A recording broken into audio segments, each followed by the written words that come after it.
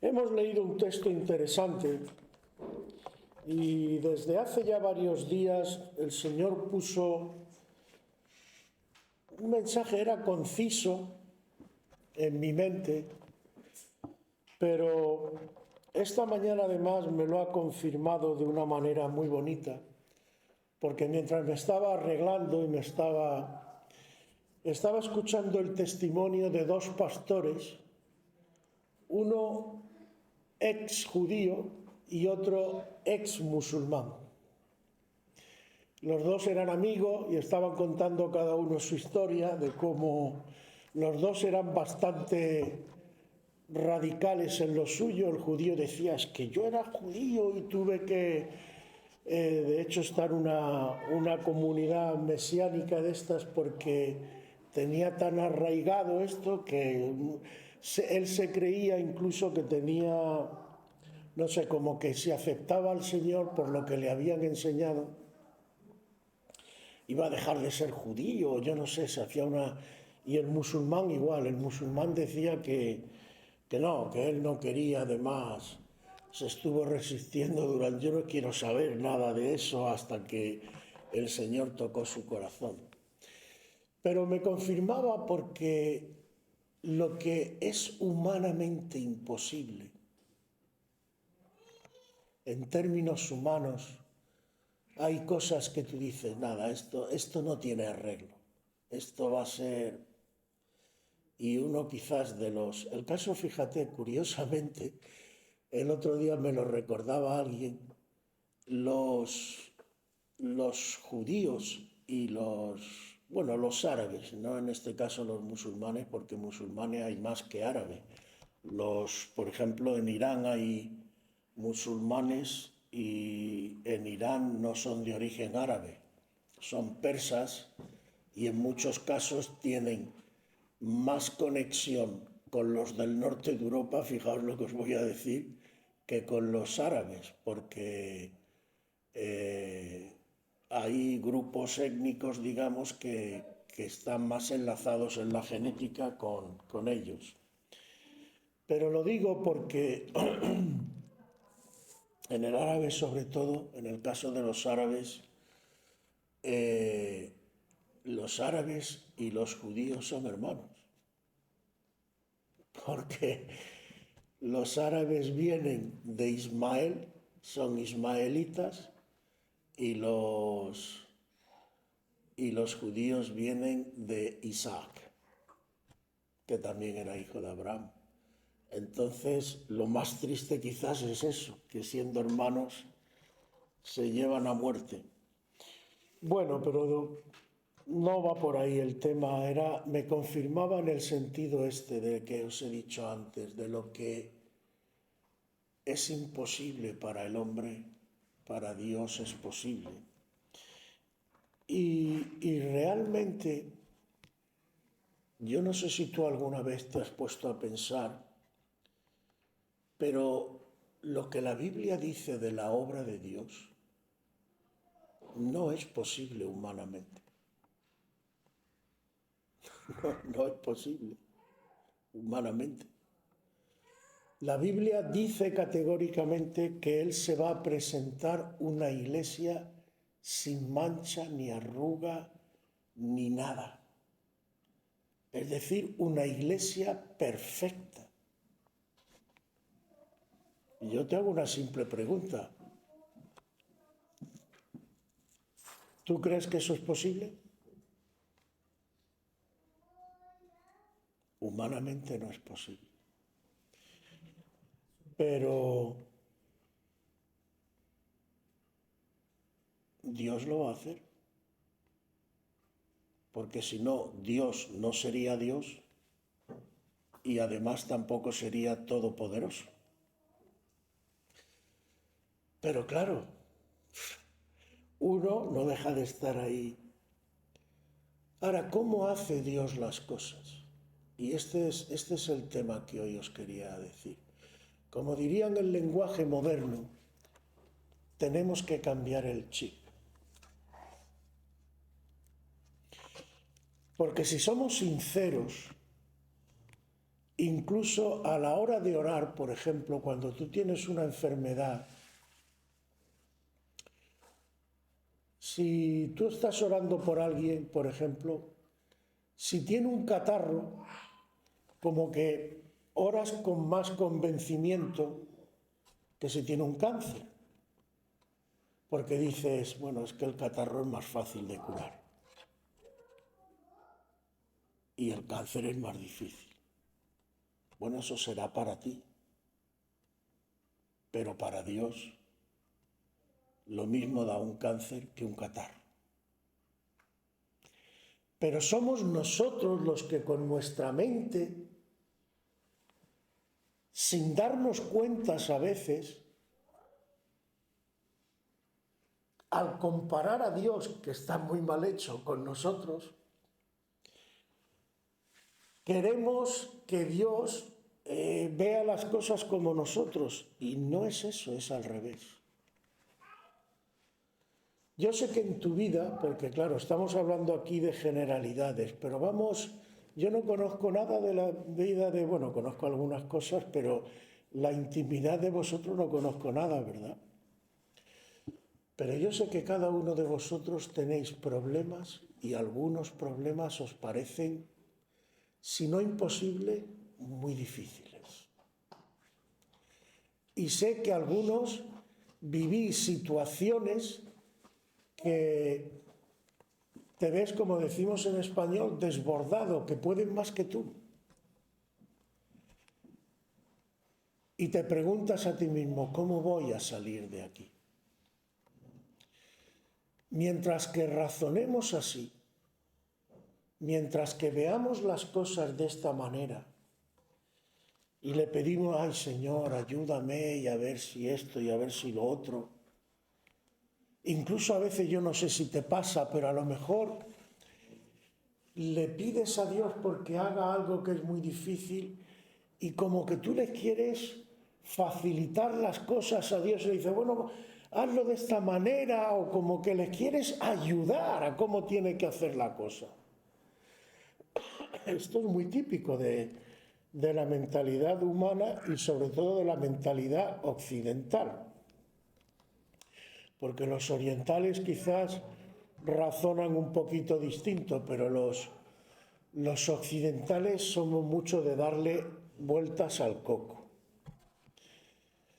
Y por eso he querido coger la historia de hoy, porque la historia de hoy nos da un enfoque completamente distinto de lo que nosotros estamos acostumbrados. Es una historia muy sencilla, Está Jonatán, resulta que había una lucha entre los filisteos y los israelitas, ¿no? Y estaban las tropas por ahí de los filisteos y estaban las tropas de los israelitas por otro lado.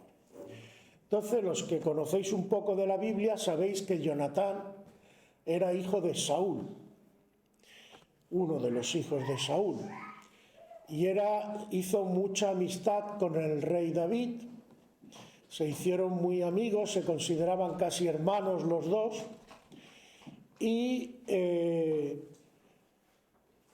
en este caso estaba Jonatán, él solo con su paje, y dice, si leéis la historia, no te vayas a caer, si leéis la historia nos dice que los dos solos estaban allí pululando por los campamentos y le dice Jonatán al paje, luego podéis, yo he leído un cachito para que no se hiciera muy largo, pero luego podéis coger, si queréis vosotros, y os leéis toda la historia y veréis más cosas interesantes ahí.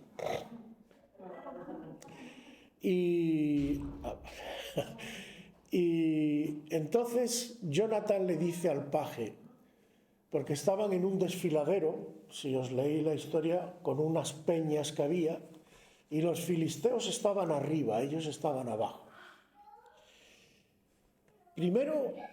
Lo primero que me llama la atención es la situación. Con un desfiladero, los que están arriba tienen la ventaja. están en mejor posición, ven más y además para flechas, para espada, para lo que sea, tienen más ventaja. Y esto me recuerda cuando en la vida a veces estamos como en un desfiladero y nuestro enemigo o lo que sea que se nos pone delante que lucha contra nosotros parece que es superior y que está en mejor posición. Y tú dices, porque a veces pensamos en los enemigos, hermanos, y es un poco de lo que hoy quiero hablar también, no pensemos en enemigos materiales, pensemos en enemigos espirituales. ¿Qué sé yo? Imagínate que está en paro y necesitas un trabajo porque la economía se te está derrumbando. Imagínate que tienes una situación familiar difícil que no sabes cómo resolver. Imagínate que tienes, qué sé yo, a algún vecino incluso que te odia, por ejemplo. Podrían ser muchas situaciones. Y tú incluso a lo mejor lo has enfrentado a veces, a lo mejor has intentado algo, pero no te ha salido bien y se te ha desmoronado todo. Y tú dices, bueno, ¿qué hago con esto, Señor? Y te sientes derrotado a lo mejor. Y hoy en el mundo, como cristianos, tendríamos que tener incluso bastante miedo, porque el mundo está contra nosotros.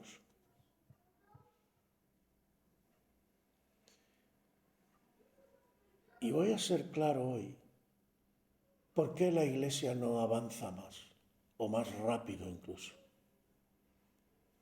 ¿Cuál es nuestra mentalidad? ¿Sabéis por qué el pueblo judío estuvo 40 años en el desierto? Os haría una pregunta, además, ya la he hecho alguna otra vez. ¿Era el plan de Dios que los judíos estuvieran, bueno, los judíos, a veces confundimos la parte por el todo, los judíos no, Israel, las 12 tribus de Israel, porque la tribu de Judá es solo una. Pero el plan de Dios era que el pueblo de Israel estuviera en el desierto 40 años. ¿Qué pensáis? Yo te digo que no. El motivo de que estuvieran 40 años, y se lo dice el propio Señor, os he puesto 10 pruebas. ¿10 pruebas de qué? 10 pruebas de fe. Y os voy a tener 40 años y esta generación se va a quedar aquí y solo voy a permitir que los dos únicos que pasaron la prueba, que eran Josué y Caleb, entraran en la tierra prometida. Luego el problema que tenía el Señor con ese pueblo inicialmente, ¿cuál era? Era un problema de fe. Y en concreto, ¿en qué se hacía ese problema de fe? Según nos dice, mandan unos espías. Los espías llegan para explorar la tierra que tenían que conquistar, ven ciudades muy grandes, fortalecidas con grandes murallas, ven gente que era muy alta, gigantes algunos, y dicen, nosotros, se miran ellos, nosotros somos bajitos, no estamos muy bien alimentados encima porque venimos de la esclavitud. ¿Qué vamos a hacer nosotros ahí? Claro, ellos estaban mirándose a sí mismos y a sus fuerzas. Y seguro que tú también más de una vez en tu vida te estás mirando a ti mismo y a tus fuerzas. Y eso es lo que te pierde. Eso es lo que te impide avanzar. Por eso digo que tenemos que cambiar el chip. nuestra forma de ver y de enfocar las cosas. Porque las matemáticas de Dios no son las matemáticas nuestras. Nosotros pensamos en el número. Pero ¿qué ejemplo nos da Jonatán aquí? Jonatán, hay un versículo que dice, versículo 6, de lo que hemos leído. Dice, pues no es difícil para el Señor salvar con muchos o con pocos. El Señor no mira nuestro número. El Señor mira la disposición de nuestro corazón. ¿Hasta qué punto llega nuestra confianza en Él? A veces vamos, no sé, con la cabeza cabizbaja, vamos por la vida abatidos, vamos desanimados, vamos... Un cristiano que verdaderamente tenga fe en el Señor no debería ir así. Es verdad que vamos, pero no deberíamos ir así. ¿Y qué ejemplo nos da Jonatán aquí? Bueno, estoy yo con el paje, pero fijaos una cosa, le dice al paje, dice, vamos a hacer una cosa, nos vamos a asomar. Tú imagínate, en el desfiladero, escondido, y dice, nos vamos a asomar, que le podían haber tirado una flecha o lo que fuera, y a ver qué nos dicen los de arriba.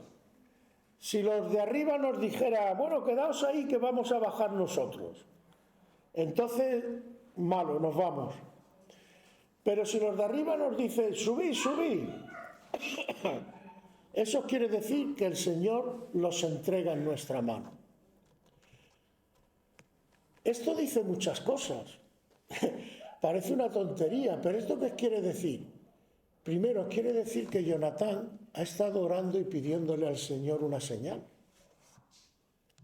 Señor, ¿cómo puedo yo saber que tú me vas a dar la victoria? Y él le dice, si los de arriba me dicen sube, eso quiere decir que tú estás conmigo. Entonces, hacen lo que Jonatán dice y los otros, muy ufanos ellos, los filisteos, muy confiados, dicen, venga, subid para arriba. Y le dice, ya está, vámonos. Y no se lo piensa y se lanza. 2 hombres solos. Y tenían arriba, bueno, aquí dice al final llegan a matar a 20. De camino hasta la posición de arriba y al final toman 2 solos la posición de arriba, matando en el camino a 20 personas. Que también se dice pronto, pero aunque seas un tío cachas y tal, pelearte con 20, eso cansa. Porque yo me imagino que los otros no se van a dejar matar así, ¿no? Yo me imagino que los otros algo de resistencia pondrían. Pero, para arriba. ¿Y por qué he cogido además este ejemplo? Podía haber cogido otros. Hermanos, nosotros a veces queremos, no sé, que por ejemplo Dios solucione tu problema ya, hoy, ahora. Pero Dios, lo único que te pide, tú tienes fe en mí. ¿Tú crees en mí de verdad? Mira, déjate de tácticas, no me diga cómo tengo que hacer ni lo que tengo que hacer. ¿Tú crees que yo estoy contigo? Da el primer paso. Y después que yo te respalde en el primer paso, da el segundo. ¡Uy!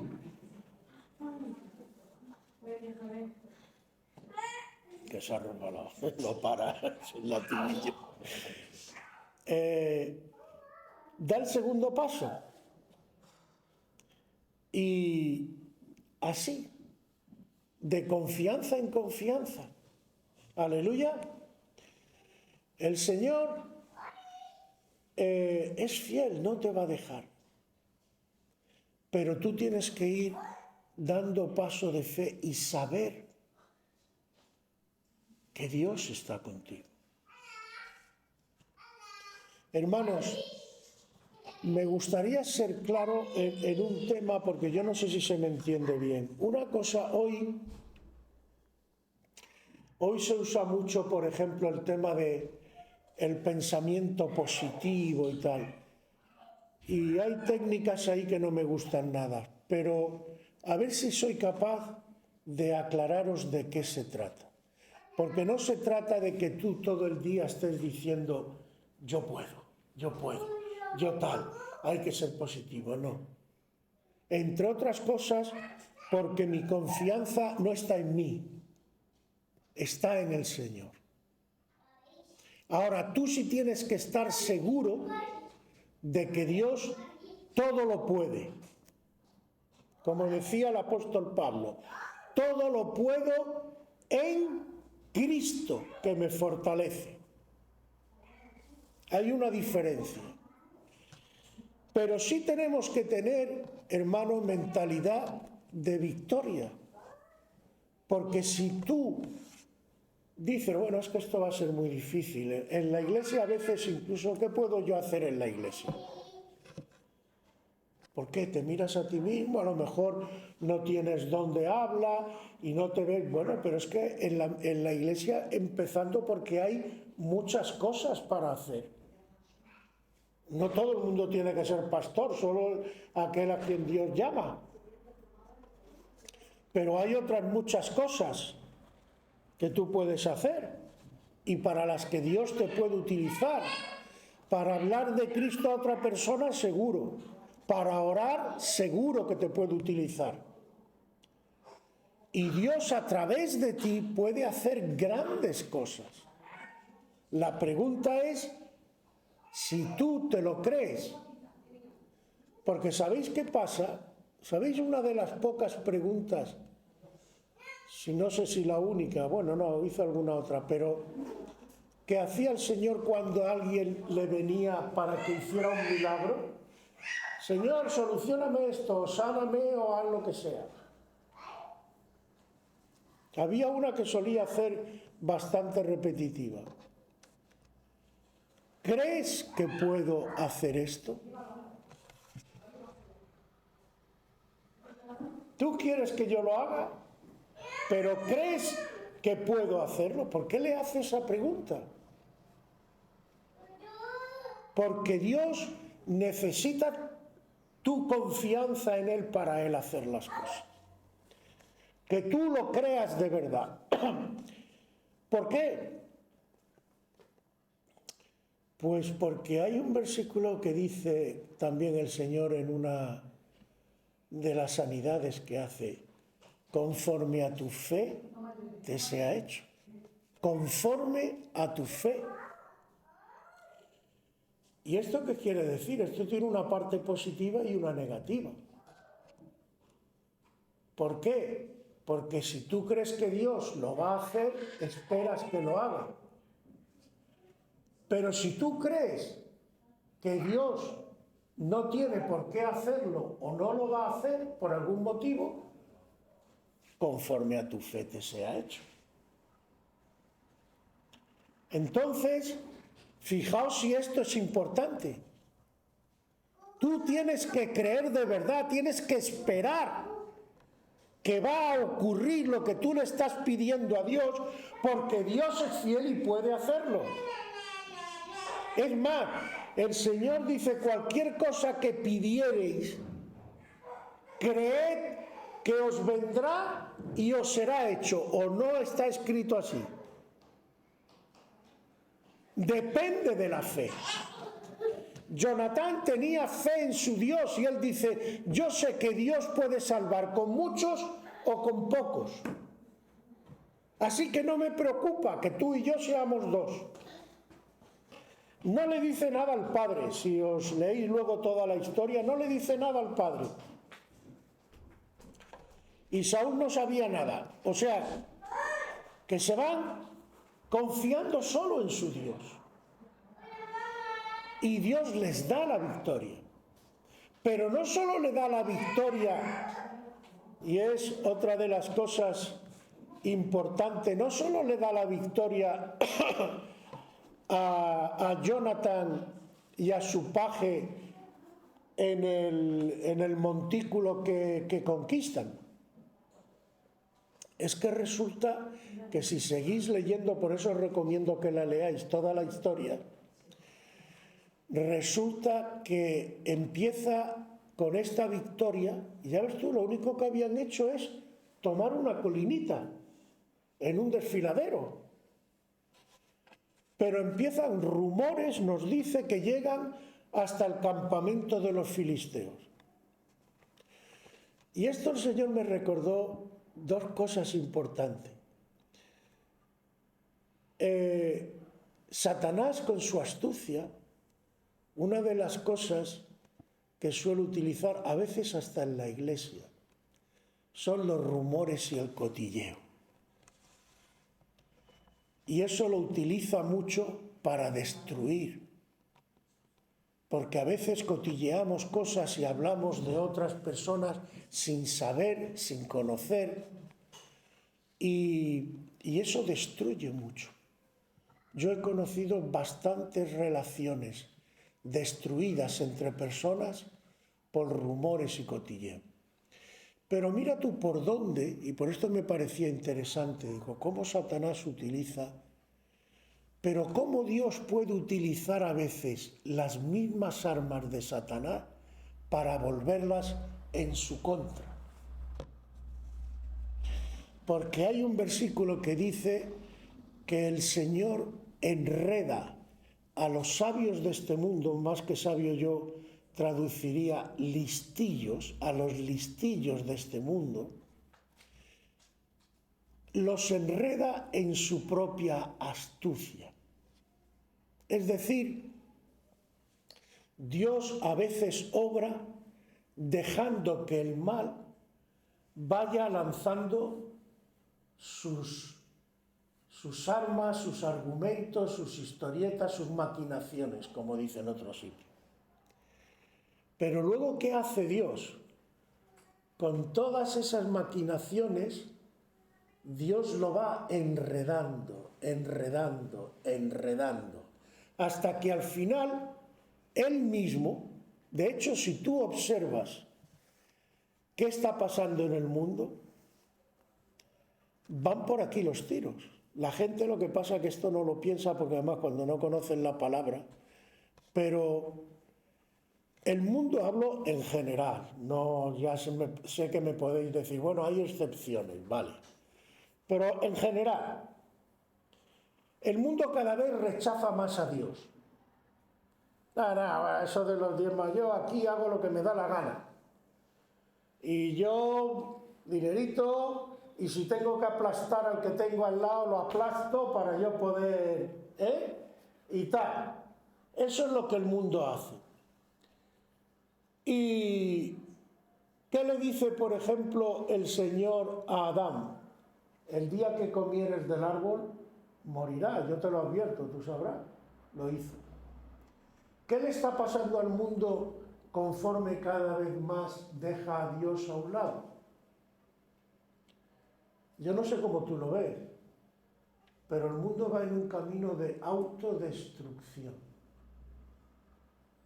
Familias deshechas, más violencia cada vez, más desequilibrio mental. Es curioso, a mí me hablan hoy mucho de, fíjate, hoy se habla más de solidaridad y de amor que nunca.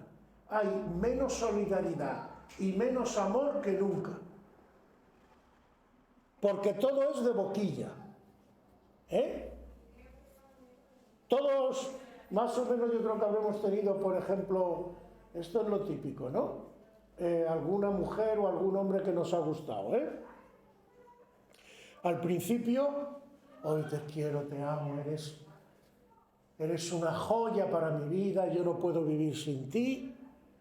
Cuando llevas 3 años de casado, menuda.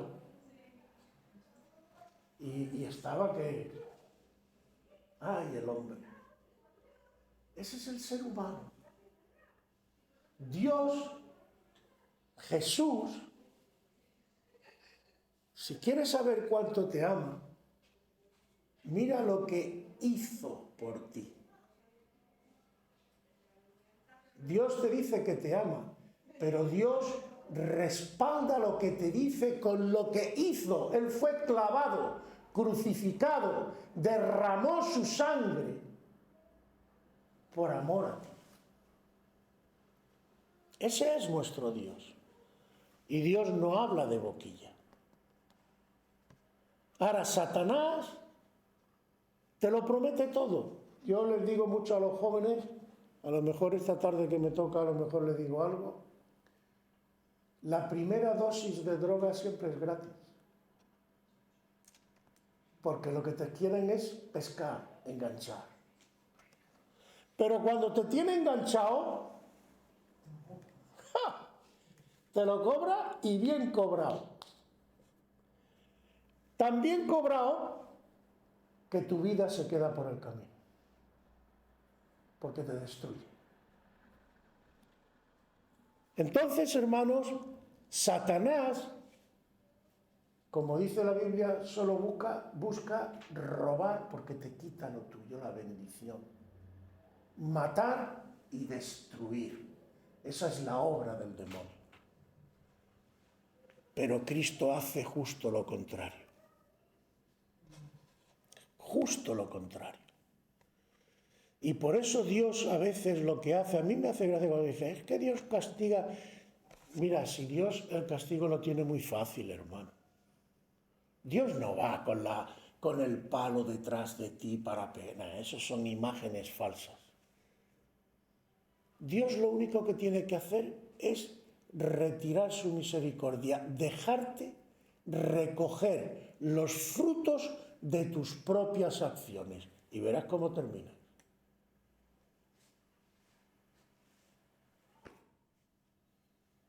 ¿Tú quieres un cambio en tu vida? Primero, acude al Señor. Confía en Él. Y como siempre digo, no es tanto lo que tú puedas hacer por Dios. Es más importante lo que tú dejas a Dios hacer en ti. Porque Él te cambia. Él te cambia. Entonces, lo de los rumores, que me he desviado un poco, no sé por qué, pero bueno. Satanás los utiliza mucho, pero mira tú por dónde hay veces que Dios dice, pues mira, este rumor tuyo yo lo voy a usar para todo lo contrario de lo que tú quieres. Y Dios permitió que ese rumor se corriera por el campamento de los filisteos. Hoy han tomado la posición, eran 2 tíos, vete tú a saber lo que montaron allí, lo que sea, estamos perdidos, está total, que al final el propio Saúl, que tampoco se enteraba mucho de la película, el pobre, y por eso lo quitó el Señor de en medio, quiere coger al ejército y montarlo. Ya os digo, leeros la historia, que es muy amena y está muy bien. Pero el propio Saúl se sorprende de que el rumor había hecho que todos los filisteos incluso se pelearan entre ellos. Y se deshicieron. E Israel cogió una victoria que luego lo miras y dices, bueno, los filisteos han sido derrotados, pero aquí ¿qué ha pasado? Si lo único que ha pasado es que ha habido 2 personas que han empezado a subir, han matado a 20 hombres y han tomado una colina. Y han ganado una guerra con eso. Claro, porque no son ellos. Es Dios. Entonces, hermanos, no te hagas esquemas. No te preocupes tú. Dios sabe lo que tiene que hacer y cómo lo tiene que hacer. Tú simplemente confía. Pero cambia el chip. Y con esto termino. Cambia el chip. Tienes que tener una mentalidad de no derrota. sino de victoria. Y Dios te dará la victoria, porque no es nuestra la pelea, no es nuestra la batalla, pero sí es nuestra la fe. La fe es la clave. Escrito está, esta es la victoria que vence al mundo, nuestra fe. Así que fuera derrotismo, fuera abatimiento, fuera todo lo que tengáis ahí, depresiones. Las mujeres sois muy dadas también a las depresiones, los hombres también, pero bueno, las mujeres a veces van así, aunque son más luchadoras, pero echa fuera la depresión, hermano, hermana. Échalo por la borda. Confía en tu Dios. Vendrán dificultades, sí, pero vas a vencer. Vendrán problemas, sí, pero aprenderás. Vendrán historias, sí, pero saldrás reforzado, reforzada. Porque no hay nadie más grande que Dios. Y Él todo lo puede. Aleluya.